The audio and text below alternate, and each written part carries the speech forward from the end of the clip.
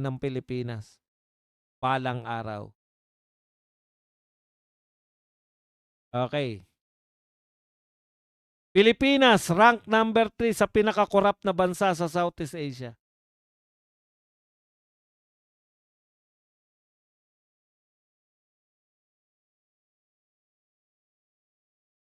Yan po. Sunod lang po tayo, Myanmar at ano yun? Cambodia. Okay. Nakakahiya po. Yan ba yung legacy mo, Mr. BBM? Yan po ay galing sa tayong kodigo. Pinas.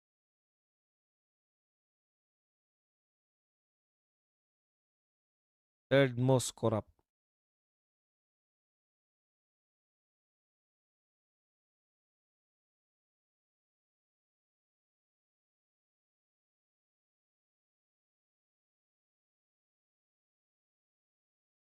Okay. Dahil po yan sa massive anomalies and ghost projects ng DPWH, overpricing, corruption mechanism, impact, investigative action, pati yung pag-iimbestiga. Bahagi po ng corruption. Wala pong matinong investigasyon. Kaya po kasama tayo sa tinatawag na third o pangatlo po tayo. Widespread po ang corruption. Ngayon,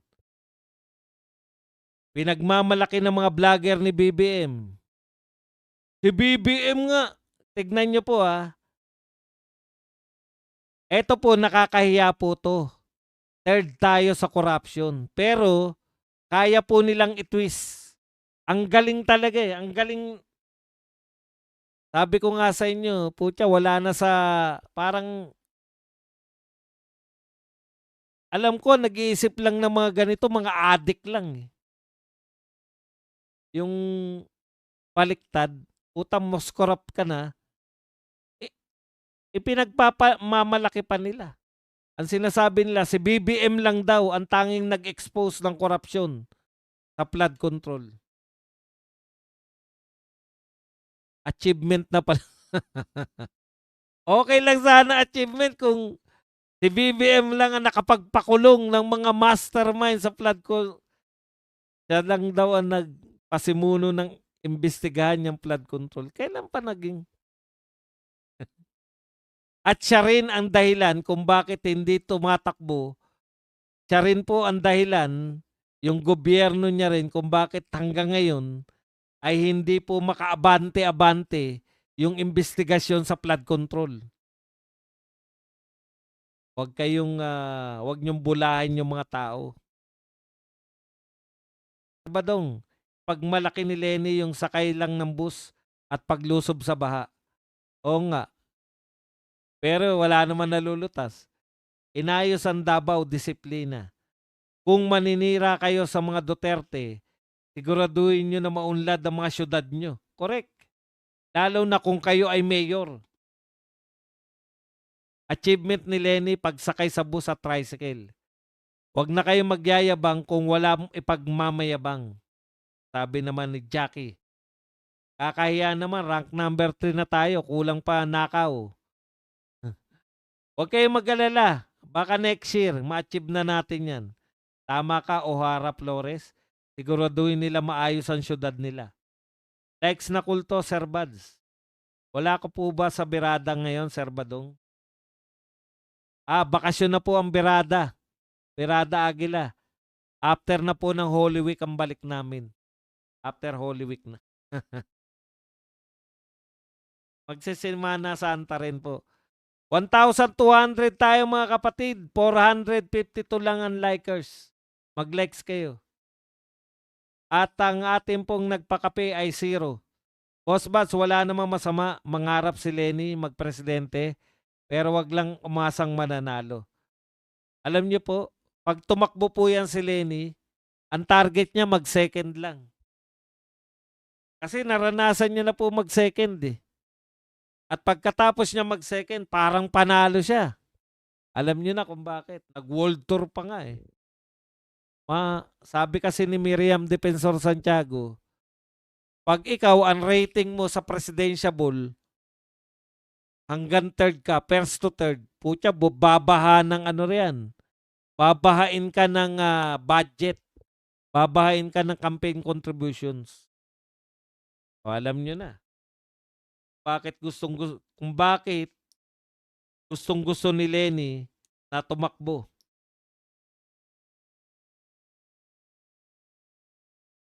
Boss Bas, wala namang ayan, sana kunin na cabinet ni VP, wala ng korap, nakakasawa na. Good PM Sir Bads, tanong po, kung ikaw po campaign manager ng kakamping, habang maaga, ano kaya babaguhin mo sa pangangampanya nila? Alam mo, Nimrod, matagal ko nang sinasabi, pagkatalo sana nila, ganito ang kanilang ginawa. Una, maghanap sila ng leader. Yung natalo pa lang sila noong 2022. Di ba? Kasi wala nang kapag-apag-asa yan. Wala sila nun. Wala silang ginawa. Reorganize. Ano yung mag-ano tayo ng pagkakamali natin? Saan tayo nagkamali?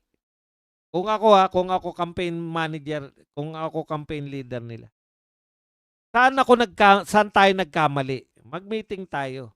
Kalawa, palitan natin yung leader, hanap na tayo habang maaga pa para ma-promote natin before 2028.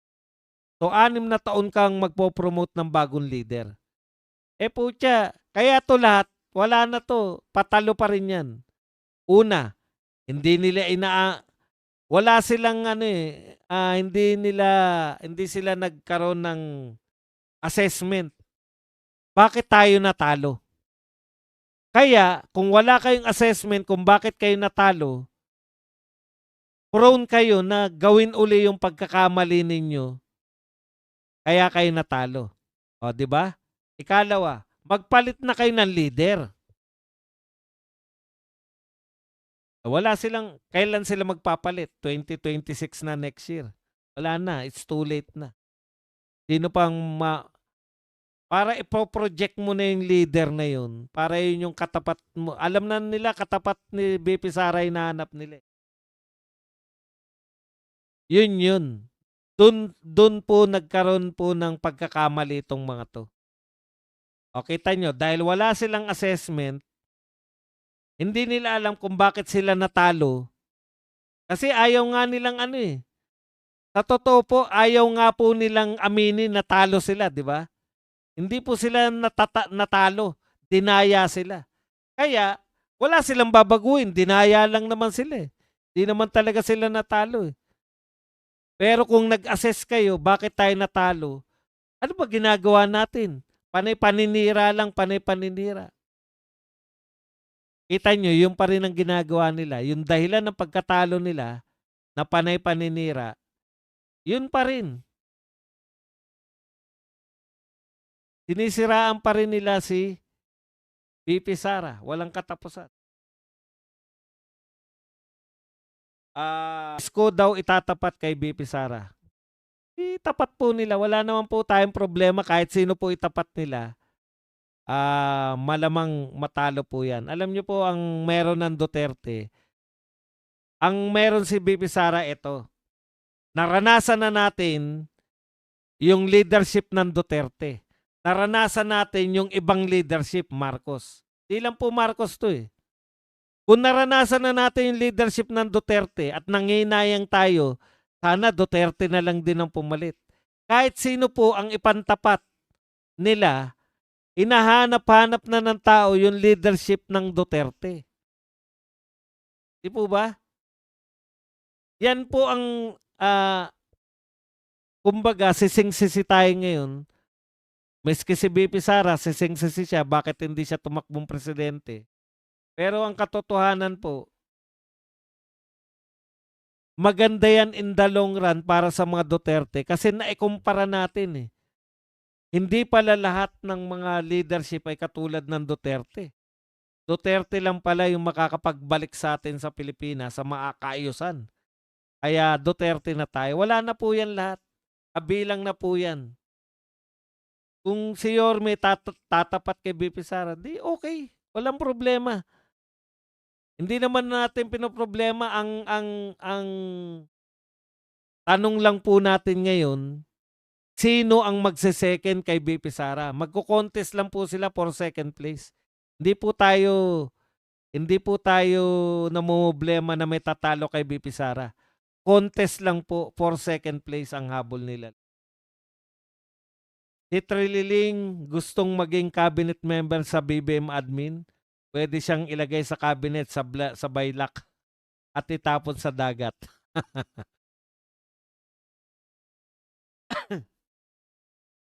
At BBM kinakailangan mong bigyan ng cabinet position 'yan. Bakit? Dahil hindi kanya tatantanan.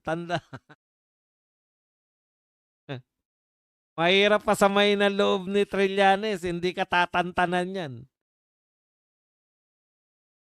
Mahirap tanggihan 'yan. Boss Bats, wag na silang bigyan ng advice. Ayaw na natin sa kanila. Duterte na lang sana forever para yumaman ng Pilipinas. Lahat po na nagtatanong sasagutin natin. Hindi naman nila ginawa eh, 'di ba? Actually, matagal ko nang sinabi yan. Dapat eto gawin nila. Alam ko matitigas ulo ng mga yan eh. Alam ko mahihina kokote niyan eh. Alam ko nakikinig sila kay Llamas. Llamas, ano na? Sira pa more. Siraan mo pa rin ang Duterte. Ano naman paninira? Puta kahit yung bugok na Lovely. Gusto nilang i-promote para ginagamit nila si Lovely para manira kay BP Sara. Wala naman sinasabi na yung Lovely dahil paporol din ang utak eh. Ang unang pinag-aralan, accent, British accent. Utot nyo. Kahit sino katapat ni Inday Sara, wala na kayong binatbat. Isko doble cara, BP Inday sa 2028. In fairness naman kay Isko, hindi naman po siya nagsabi na Duterte siya eh. Kayo lang po nag-a-assume na Duterte siya.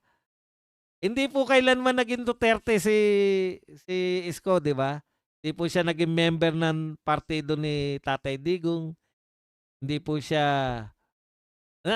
nagkasabayan lang po. Yung alam ko, kumbaga yung kasikatan ni Isko Moreno, tumabay siya, hindi niya kinokontra nung una si Tatay Digong, di ba? Full support din siya. Yung mga sinasabi niya, suporta rin kay Tatay Digong. So, wala pong problema. Wala po akong problema sa mga lahat ng sumusuporta. Marami pong sumusuporta sa mga Duterte na hindi po Duterte. Maski nga si Guanzon, hanggang ngayon, di naman nila sinasabi na DDS sila. Sila ay dilawan. Si Yorme, hindi naman po siya naging PDP laban o talagang Duterte Siguro, naipagkakamali natin kasi sinuportahan siya ng mga sikat na mga Duterte vloggers, di ba? Katulad ng mga nila Banat Bay. Wala naman akong problema. Wala naman tayong problema diyan. Ganun talaga, sinuportahan nila yan. Ngayon, Duterte pa rin tayo pare-pareho. Ganun talaga mga Duterte. Mga Duterte yung katulad ng mga ibang grupo na kopyahan lang. May kanya-kanya pa ring utak. Isa lang po yung, di ba, maraming Duterte vloggers magkakalaban.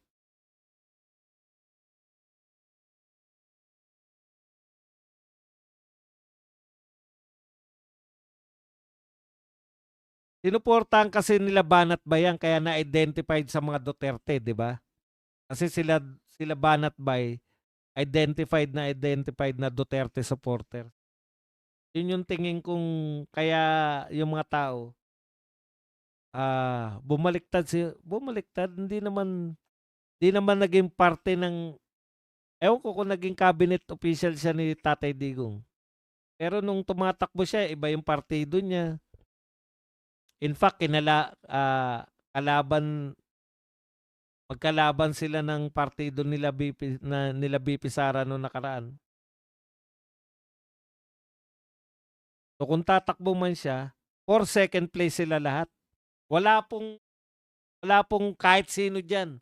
Lahat po 'yan for second place lang. Kung yung 'di tatakbo si Yorme sa national. Ganun kasi minsan nagugulat pa kayo sa politika, eh. 'Wag na po kayo magulat sa politika, ganyan po ang politika. Ang politika po, there is no permanent friends or enemies, only permanent interest. So nung nakaraang eleksyon, magkaalyado si VP Sara tsaka si Yorme dahil sa mga common enemies nila. Ngayon kung yung common enemies nila ay, enemies pa rin ba sila nila Yorme, hindi na natin alam yun. Hindi naman natin ako personally hindi ko nasusubaybayan si Yorme. Hindi naman ako naging Yorme. Dahil ako ay, Duterte. In fact, alam naman natin lahat na nabudol kami. Kami yung mga Duterte na nabudol, kasama ni VP Sara.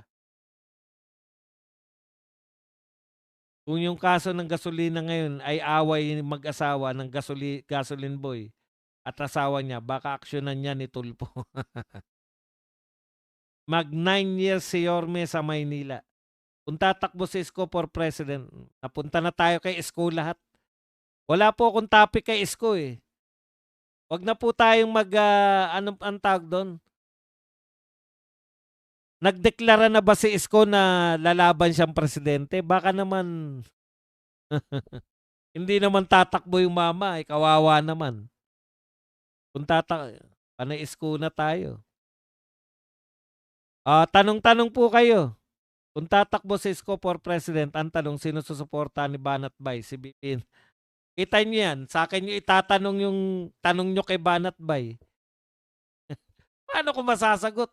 Hindi naman kami pareho ng utak nun. Sa pa boss, nakikita mo bang may chance ng people power tree lalo na't mas lumalala ang krisis at sumabog ang korupsyon skandal, mahigit 2 years pa natitira? Iba po kasi yung sitwasyon ng mga people power 1 at people power 2. Una po, sa people power 1 at people power 2, may mga, etong wala rito ngayon, may mga sektor ng oligarkiya na humiwalay sa pamunuan, 'di ba? Mga oligarkiya, mga Makati Business Club, yan na nangunguna diyan. Mga malalaking negosyante. Ikalawa, may sektor ng militar. May grupo ng militar na bumaliktad. Parehong instances. Sa EDSA 2 nga, talagang nagsabi yung AFP chief nun na hindi na sila sumusuporta kay ERAP. Ganun po yun. Hindi lang po yung kagustuhan ng tao. Ikatlo, wala pa pong social media nun, eh. Yung mga tao, kung gusto nilang magpahayag ng kanilang saloobin, pupunta talaga sa EDSA. Galit na eh. Ngayon po, galit na galit ka, nakakapag-post ka ng galit mo sa sa Facebook, sa YouTube, etc.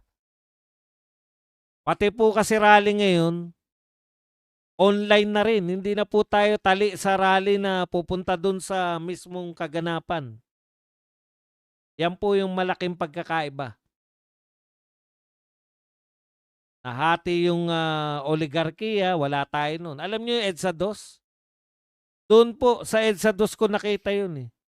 Kapapanawagan pa lang, pagdating ko doon, ang dami na kagad tao. Ano yung pagkakaiba? Pare-pareho yung suot ng mga tao, mahirap, mayayaman, eh. Ibig sabihin, yung mga oligarkiyang bumaliktad kay ERAP, pinadalo nila yung mga tauhan nila doon, binigyan ng t-shirt.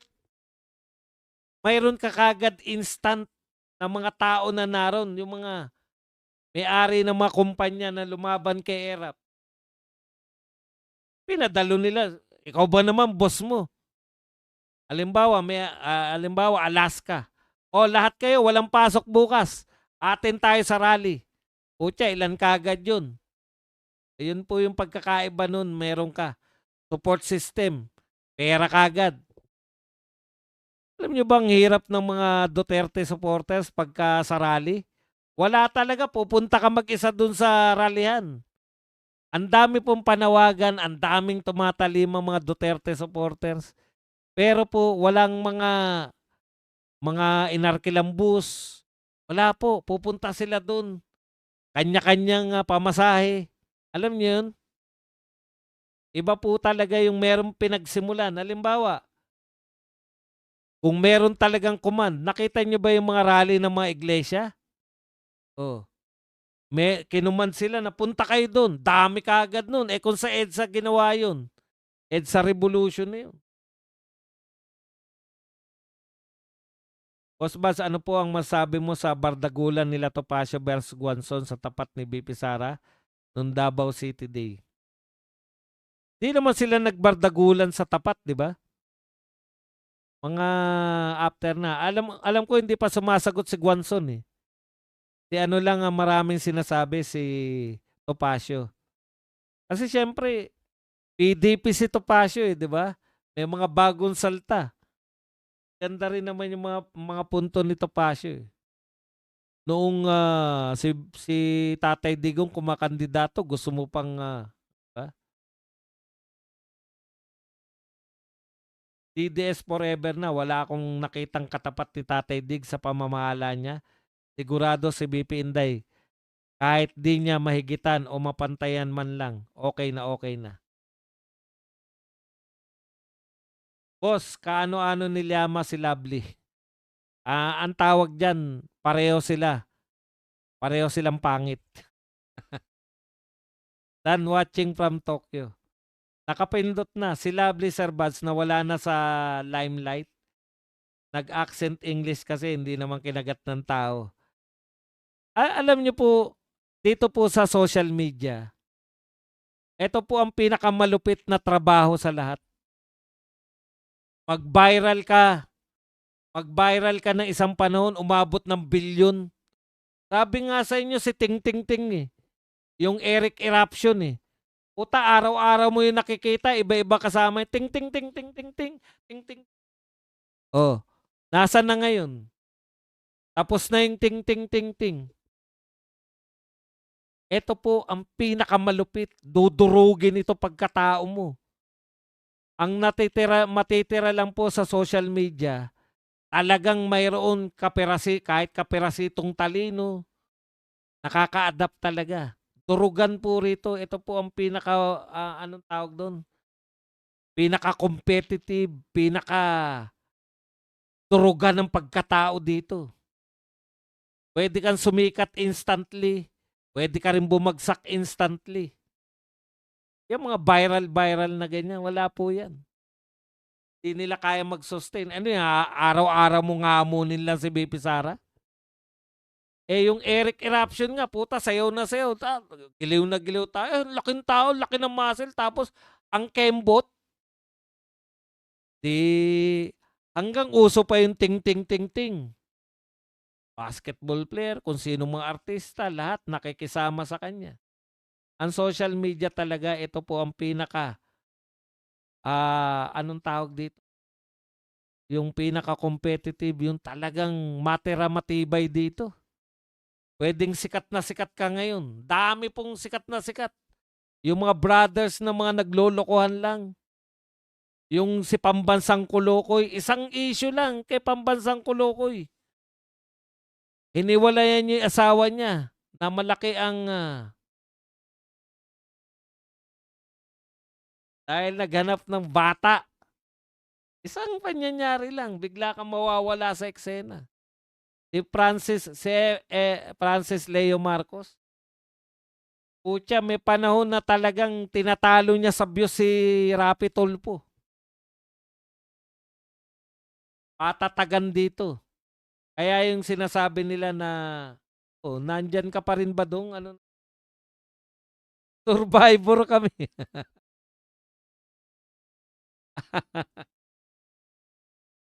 Kaya dito makikita nyo may mga bata. mga sumikat na bata bigla natitigok na lang. Hindi na kinakaya yung pressure, eh. Grabe ang pressure dito sa social media.